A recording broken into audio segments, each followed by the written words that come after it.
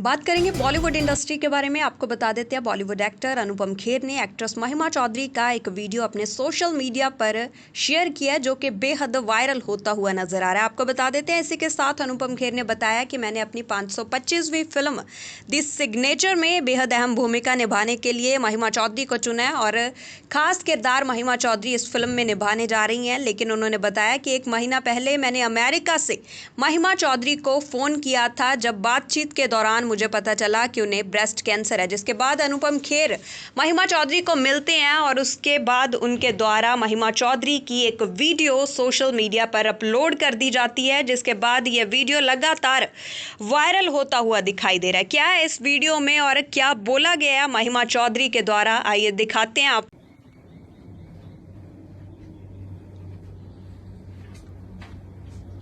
What are you thinking? I don't know.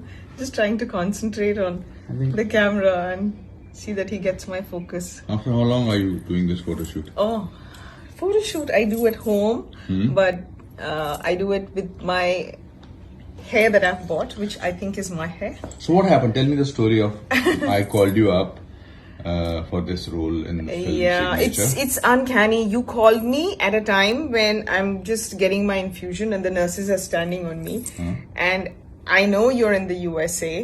So when I see it go Anupam Kher USA number, I was like, he's calling me because it's urgent. You know, because we don't call and chat, hey, what's happening then? Yeah. So I said, let me answer this. So I take it and you start saying that, you know, I want you to do a film. And I say, you know, I would love to do, but can you wait? And you said, no, I can't wait. Why do you want me to wait? And why is there so much noise in your house? And I said, I couldn't lie because all the nurses were around me. So I said, I'm not at home. Where are you? So I'm like, I'm That's in the not hospital. the way I talk. You talk. Huh? I was nice to you. So, no, surprisingly, ever since I lost my hair, I was getting a lot of calls for, you know, like web series and this and that. And I was like, God, why am I getting calls now when I don't even have hair? So So I didn't tell them. Okay, so you. But with you, I just can't like not tell you that I don't want to do your film. So I said, okay, and you started rattling off the roll, and he's like, this is, and you like this, and like this, and then you have to pay this. And I was like, okay, are you going to do it? And I was like, yeah, but are you going to do it? So I was like, okay, but I need to talk to you. So then I spoke to you in the night, and I told you that, is it okay if I come to the sets with a wig? And you said, why would you come with a wig? And I said that I've lost my hair, I've just gone through treatment.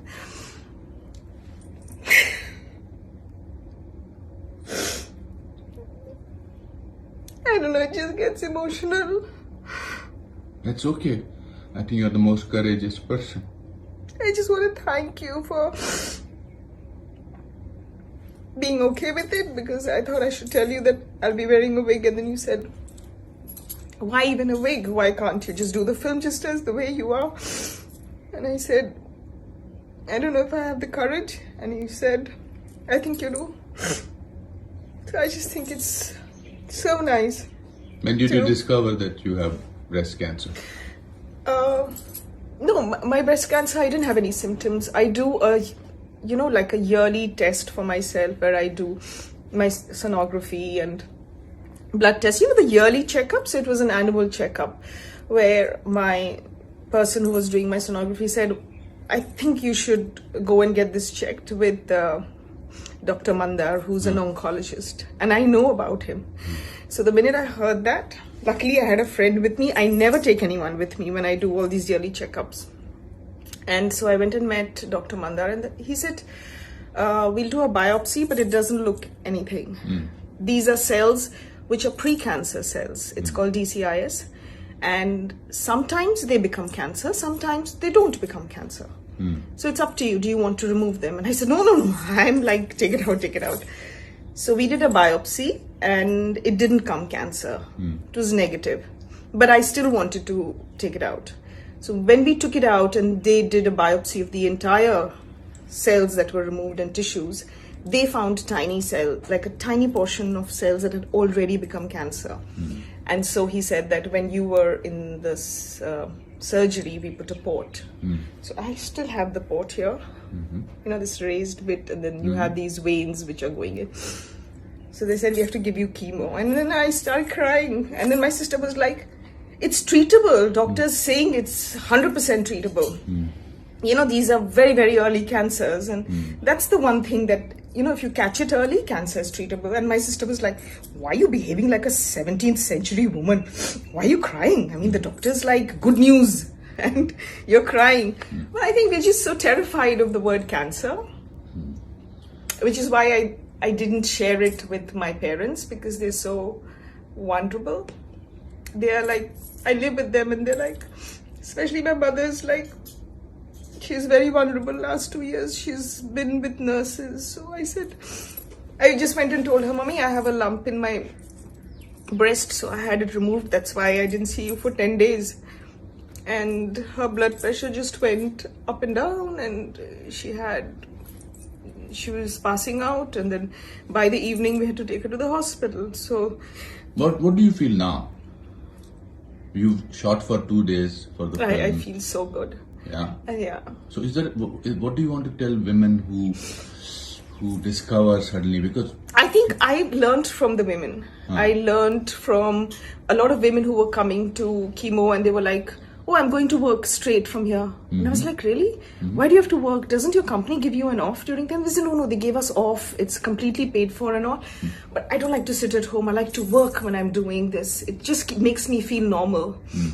And I was like not the very brave one. I was like, everyone in my family was brave, like my friends and my sister and my brother. And I was like all the time weeping and crying till I met a little boy.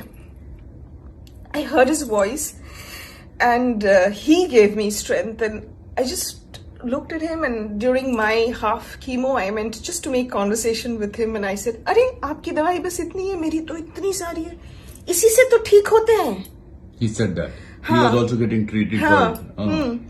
इसी से तो ठीक होते हैं. तो I said, हाँ, लेकिन फिर ना मैं like बहुत दिन तक ऐसे ही लेटी रहती हूँ, मेरे को बहुत तकलीफ होती है. तो he says, मैं 5 दिन लेटता हूँ बस. उसके बाद तो मैं खेलता हूँ. उसके बाद तो like I'm fine, I'm back to myself.